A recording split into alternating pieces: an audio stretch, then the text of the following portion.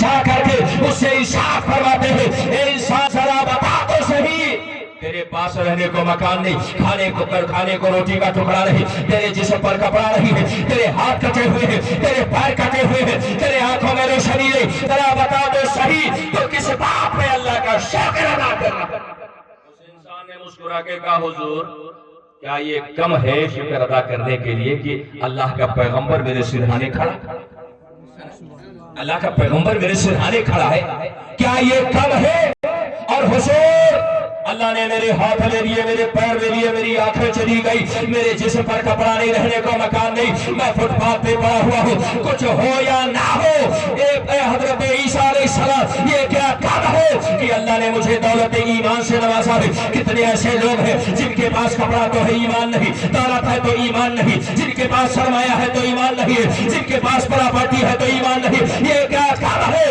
کہ اللہ نے مجھے دولت دی ہو یا نہ دی ہو، اس نے عقیدت عطا کی ہے، اللہ نے دولت ایمان عطا کیا ہے، یہ وہ دولت ہے جس دولت پر زندگی کے ہر سانس میں میں شکر ادا کروں تو حق نہیں ادا کروں۔ نعرہ تکبیر، نعرہ رسالت، نعرہ رسالت، علماء اہل سنت، مسلک اعلیٰ حضرت، نعرہ تکبیر، نعرہ رسالت۔ اللہ نے نعمتیں بہت عطا کی ہیں، بس احساس نہیں ہے، احساس نہیں ہے۔ آپ ہمیں بتاؤ مسلمانوں، جو سانس اندر جاتی ہے نا وہ بھی تو اللہ کی نعمت ہے، اور جو سانس باہر آتی ہے اللہ کی نعمت ہے۔ حضرت شیخ سعدی شیرازی فرماتے ہیں کہ جو سانس اندر جاتی ہے وہ بھی خدا کی نعمت، جو باہر آتی ہے وہ بھی خدا کی نعمت۔ پتہ یہ چلا انسان ہر سانس پہ اللہ کا شکر ادا کرے تو اس کا حق ادا نہیں کر سکتا۔ آپ ہمیں بتاؤ، اللہ نے ماں کے شکم میں جب ہم ماں کے پیٹ میں تھے، جہاں پر کسی ڈاکٹر کے ہاتھ نہیں پہنچ سکتے، دنیا کی کوئی مشین نہیں پہنچ سکتی، دنیا کا کوئی آلہ نہیں پہنچ سکتا، جہاں پر انسان ایک بند اندھیرے کوٹھری میں ہوتا ہے حضرات، وہاں پر نہ کوئی دروازہ، نہ کھڑکی، نہ سوراخ، وہاں پر کچھ نہیں، ایسے وقت میں بھی جو ہمیں سانسوں کی طاقت عطا کرتا ہے اسے اور کچھ نہیں، اسے ہم اپنا خالق و پروردگار کہا کرتے ہیں۔ آپ ہمیں بتاؤ، اگر انسان کو کسی کوٹری میں بند کر دیا جائے تو وہ زندہ رہے گا؟ رہے گا نہیں رہ سکتا، ابھی کچھ دن، کچھ گھنٹے، کچھ منٹ رہ سکتا ہے، مگر اگر چاروں طرف سے پیک ہو کوٹری تو انسان کچھ دیر کے اندر اس کا دم گھٹ جائے گا، وہ انسان زندہ نہیں رہے۔ مگر بتاؤ ہم ماں کے پیٹ میں کتنے دن رہے؟ 9 مہینے رہے ہے نا، اور ماں کے رحم میں جب ہم رہتے ہیں نا تو حالت یہ ہوتی ہے کہ ماں کا جو رحم ہے، ماں کا جو شکم ہے وہ چاروں طرف سے پیک ہے۔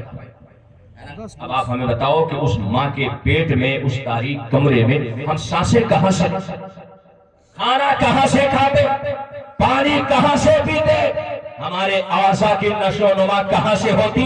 اسی لیے ہم کہتے ہیں جس کے ہاتھ زمین کے اوپر کام کرتے ہیں اسے انسان کہتے ہیں، اور جس کا دست قدرت ماں کے شکم میں بھی کام کرتا ہے اسے خالق انسان کہا جاتا ہے۔ رات آپ ذرا سوچیں تو اللہ نے ہمیں 9 مہینے ماں کے شکم میں رکھا، اس کے بعد جب ہم پیدا ہوئے منہ میں دانت تھے، جب پیدا ہوئے تو منہ میں دانت لے کے پیدا ہوئے، ایک شخص پیدا ہوا تھا منہ میں دانت لے کے، اور جب پیدا ہوا تو دانت اس کے کھلے تو دنیا نے اس کا نام زحاک رکھ دیا۔ زحاک کے معنی کیا ہوتے ہیں؟ بہت ہنسنے والا، اس کا مطلب وہ ماں کے پیٹ ہی سے ہنستے ہوئے پیدا ہوا، اس کا نام زحاک رکھ دیا۔ جب ہم پیدا ہوتے ہیں منہ میں دانت نہیں، ہمارا معدہ بڑا کمزور، اب اللہ جل شانہ کا انعام دیکھو، اس کی نعمت دیکھو، اس کا کرم دیکھو۔ یہ اولاد تو بڑی چھوٹی نعمت ہے، اس سے پہلے بہت ساری نعمتیں اللہ ہمیں دے چکا، کیسی نعمت عطا کرتا ہے۔ اللہ اکبر، ہمارے ماں کے خشک سینے میں اللہ ہماری غذا کا سامان پیدا کرتا ہے۔ یہ دودھ، کیا انسان کے جسم میں دودھ کا تصور ہو سکتا ہے؟ انسان کے جسم میں خون تو ہے، رطوبت ہے تو ہے، مادے تو ہے، مگر انسان کے جسم میں اللہ دودھ پیدا کرتا ہے تو یہ کسی اور کی قدرت نہیں، ہمارے رب کی نعمت ہے، اس کی قدرت ہے۔ ماں کے خشک سینے میں اللہ دودھ کے چشمے پیدا کرتا ہے، اور دودھ دنیا کی وہ واحد غذا ہے جس میں اللہ نے ہماری بھوک کا بھی انتظام رکھا ہے، اللہ نے ہماری پیاس کا اہتمام کر دیا۔ دنیا کی کوئی غذا نہیں ہے جو ہماری بھوک بھی مٹائے ہماری پیاس بھی مٹائے، مگر ماں کا دودھ وہ عظیم غذا ہے جس غذا کو اللہ نے ہمارے لیے کھانا بھی بنایا، ہمارے لیے پانی بھی بنایا ہے۔ اور یاد رکھیں مسلمانوں، اسی لیے ہم کہتے ہیں انسان ہر ایک کا حق ادا کر سکتا ہے مگر ماں کا حق کبھی ادا نہیں کر سکتا۔ ہم ہر ایک قرض کو ادا کر سکتے ہیں مگر دودھ کا قرض انسان کبھی ادا نہیں کر سکتا۔ انسان دودھ کا قرض نہیں ادا کر سکتا۔ کیوں؟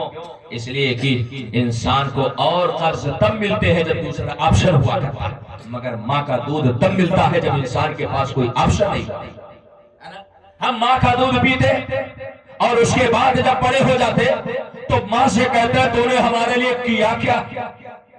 کم بختو ذرا سوچو تو صحیح، ماں نے تو وہ کیا ہے جو دنیا کا کوئی انسان نہیں کر سکتا۔ جب تم بولنے کے لائق نہیں تھے، توتلی زبان میں جب بات کر رہے تھے، دنیا کا بڑا سے بڑا دانشور اسے نہیں سمجھ پاتا، ڈاکٹر نہیں سمجھ پاتا، انجینئر نہیں سمجھ پاتا، بیرسٹر نہیں سمجھ پاتا، پی ایچ ڈی ہولڈر نہیں سمجھ پاتا، I S P C S نہیں سمجھ پاتا، تمہاری اس توتلی زبان کو کوئی اگر سمجھتا ہے تو تمہاری ماں سمجھتی ہے، کوئی اور سمجھ سکتا ہے؟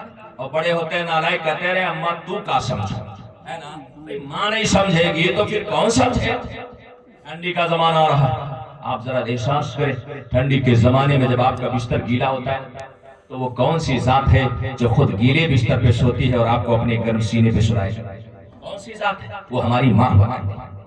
اللہ کی عظیم نعمتوں میں سے اللہ نے ہمیں ماں کی شکل میں ایک نعمت عطا فرمائی، اس کے سینے میں بہتا خون اور دودھ ہمارے لیے غذا ہے، اس کا آنچل ہمارے لیے چھت ہے، اس کی آغوش ہمارے لیے مکان ہے، اس کی سانسیں ہمارے لیے رحمت ہے، اس کا وجود ہمارے لیے اللہ کی نعمت ہے۔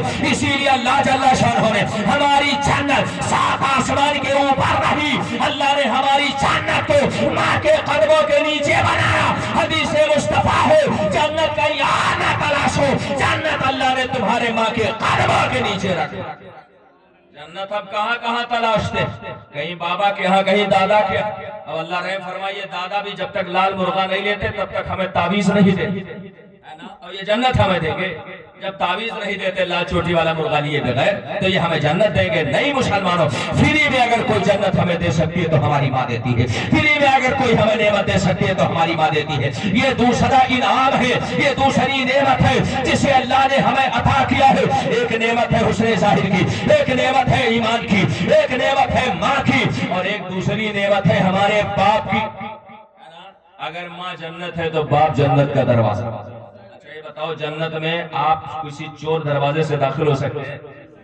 دنیا میں تو چور دروازے سے آدمی انٹری مار سکتا ہے، مگر آپ ہمیں بتاؤ کہ کیا جنت میں آدمی چور دروازے سے گھسے گا، سیدھ مار سکتا ہے؟ نہیں، جنت میں اگر جائیں گے تو جنت کے دروازے سے جائیں گے۔ اور ہماری ماں اللہ نے ہمارے لیے جنت بنایا تو ہمارے باپ کو اللہ نے جنت کا دروازہ بنایا ہے۔ حضرات یہ ساری نعمتیں اللہ نے ہمیں عطا فرمائی ہیں۔ اب ہمارا رب کہتا ہے ہم نے تمہیں ہر طرح کی نعمت عطا کی ہے، جمال ظاہری کی بھی نعمت ہے، جمال باطنی کی بھی نعمت ہے، ماں باپ کی شکل میں تمہارے لیے سہارا بھی پیدا کیا ہے۔ سنو تمہیں صرف ایک کام کرنا ہے، لئن شکرتم لازیدنکم، اے انسان اگر میری نعمتوں پہ تو شکر ادا کرے گا تو میں تجھے نعمتوں میں اضافہ کر کے دوں گا۔ انسان اگر اللہ کی نعمت میں شکر ادا کرے نا تو اللہ اس کی نعمتوں میں اضافہ کرتا ہے۔ اور میں آپ سے عرض کروں مسلمانوں، ہمارا رب کتنا کریم ہے۔ اللہ کھانا ہم جب کھاتے ہیں عام طور سے ہوتا یہ کہ کھانے میں اگر نمک کم ہو گیا تو 100 گالی بیوی کو ہم دیتے ہیں۔ انسانی میں ہاتھ میں غلطی ہو سکتی ہے، لیکن یاد رکھیں حدیث پاک ہے میرے نبی کا فرمان ہے انسان جب کھانا کھائے اور ہاتھ دھلنے سے پہلے الحمدللہ اللہ کا شکر ادا کر لے۔ حدیث پاک میں ہے جتنا کھانا کھایا ہے اللہ اتنے کھانے کے صدقے کا اسے ثواب عطا کرے۔ اس میں تو سبحان اللہ کہی دینا، بڑے سائلنٹ موڈ میں ہو گیا۔ انسان جب کھانا کھاتا ہے کوئی 1 روٹی کھاتا ہے، کوئی 2 روٹی کھاتا ہے، کوئی 3 روٹی کھاتا ہے، اب جتنی آپ کھا سکو۔ اب اس کا مطلب نہیں ہے کہ ہم ثواب پانے کی نیت سے اگر 2 روٹی کھاتے تھے کل سے 10 روٹی کھانا شروع، یہ مطلب نہیں ہے۔ آپ جتنا کھا سکتے ہو اتنا کھاؤ، آخر میں اللہ کی حمد اس کا شکر ادا کرو۔ میرے آقا کی حدیث کہتی ہے انسان کھانے کے بعد جب اللہ کا شکر ادا کرتا ہے جتنا کھانا کھایا ہے اتنے کھانے کے صدقے کا ثواب ہے۔ سال بھر میں 1 روزہ حالت یہ بیچارے سال بھر سانڈ کی طرح گھومیں گے. رمضان کا مہینہ آئے گا تو ڈاکٹر صاحب کے پاس پہنچیں گے, ڈاکٹر صاحب بلڈ پریشر ذرا اپ ڈاؤن ہو رہا ہے, بی پی بھی کچھ آگے پیچھے ہو رہی ہے, اور تھوڑا شوگر بھی بڑھا ہوا ہے, ہارٹ بیٹ پہ بھی تھوڑی سی آگے پیچھے ہو رہا ہے, کوئی ایسی دوا دیجئے جو صبح شام والی نہ ہو, دوپہر والی دوا. رمضان شریف میں دوپہر والی دوا تلاش کریں. اللہ رحم فرمائے مسلمانوں, سال بھر میں ایک مہینے کا روزہ آتا, اس میں بھی ہیلا ہوا. مگر آؤ میں آپ کو ایک نسخہ بتاؤں. یہ شکر کی مجلس ہے, یہ شکر کی مجلس ہے. آقا کریم کا ارشاد پاک, الطاعم الشاکر کالصائم الصابر. انسان اگر کھانا کھائے اور کھانا کھا کے اللہ کا شکر ادا کرے تو آقا ارشاد فرماتے ہیں کھانا کھا کے انسان جب اللہ کا شکر ادا کرتا ہے تو اسے صبر کے ساتھ روزہ رکھنے والے کا اللہ اجر و ثواب عطا کرتا ہے. آپ بتاؤ, ہمیں کھانا کھائے پیٹ بھرانا, پانی پیے پیٹ بھرانا. اب آپ بتاؤ مسلمانوں, جب انسان کھانا کھائے اس کا پیٹ بھر رہا ہے, پانی پیے اس کا پیٹ بھر رہا ہے, لیکن اس کے باوجود اللہ کا کرم دیکھو, نبی کا کرم دیکھو. اللہ کے رسول فرماتے ہیں الطاعم الشاکر کالصائم الصابر. انسان جب کھانا کھا کے اللہ کا شکر ادا کرتا ہے اللہ اسے روزہ رکھنے کا ثواب عطا کرتا ہے. اچھا, ایک بار کھانا کھائے اللہ کا شکر ادا کیا, روزے کا ثواب مل گیا. اور اگر دوبارہ کھائے, رمضان کے مہینے میں کئی روزہ رکھ سکتے ہیں؟ زیادہ سے زیادہ 30. ٹھیک ہے, 30 روزہ رکھ سکتے ہیں. اور جن کو ڈبل افطاری مارنی ہوتی ہے تو کئی روزہ ایک دن ہی میں رکھتے ہیں. ٹھیک ہے, 1 گھنٹے کا روزہ ہوتا ہے, 2 گھنٹے کا روزہ ہوتا ہے, بعد میں کوئی افطاری کیا کرتے ہیں. رمضان شریف میں 30 روزے رکھ سکتے ہیں. لیکن آؤ دیکھو شکر کی فضیلت دیکھو, شکر کا انعام دیکھو. آپ نے صبح اٹھ کر کے چائے پیا اور چائے پی کر کے اللہ کا شکر ادا کر دیا, 1 روزے کا ثواب مل ہو گیا. اللہ کے خزانے کرم میں کوئی کمی نہیں. میرے آقا فرماتے ہیں جو ماں کے چہرے کو ایک محبت سے نظر ڈال کے دیکھے اللہ اسے 1 حج کا ثواب دیتا. کسی صحابی نے عرض کیا رسول اللہ اگر بار بار دیکھے, اللہ کے رسول فرماتے ہیں اللہ کا خزانہ بہت بڑا, انسان بار بار دیکھے گا اسے بار بار حج کا ثواب ملے گا. بالکل اسی طرح سے صبح آپ نے چائے پیا, چائے پی کے اللہ کا شکر ادا کیا, 1 روزے کا ثواب. آپ نے اس کے بعد پھر ناشتہ کیا, ناشتہ کر کے اللہ کا شکر ادا کیا, 2 روزے کا ثواب. اس کے بعد کھانا کھائے, کھانا کھا کے اللہ کا شکر ادا کیا, 3 روزے کا ثواب. شام تک اگر آپ چاہیں تو کئی روزوں کا ثواب حاصل کر سکتے ہیں. یہ میرے خدا کا کرم ہے. کھانا کھاتے جاؤ, اللہ کا شکر ادا کرتے جاؤ. جتنی بار کھانا کھا کے اللہ کا شکر ادا کریں گے اللہ اتنے روزوں کا اجر اور ثواب عطا کرے گا.